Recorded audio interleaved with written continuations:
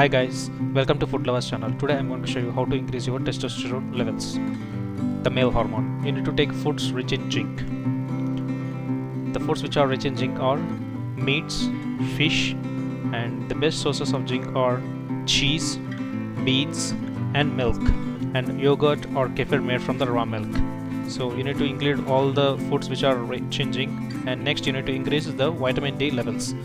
You can get it from the sunlight, and this vitamin D is essential for the development of healthy sperm cell, and you can increase the semen quality and the sperm count.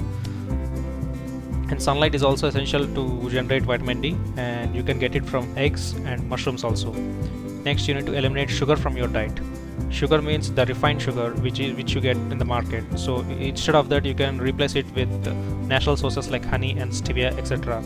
Next, you need to take healthy fats. Healthy fats, I mean you need to take coconut oil, olive oil, avocados, raw nuts such as almonds. And next you need to boost your intake of branched chain amino acids. This is nothing but you will get it from dairy products, especially the whey protein, and also include some little bit of exercise. And please include the foods which are shown in this video, and check your testosterone levels and libido increases like anything.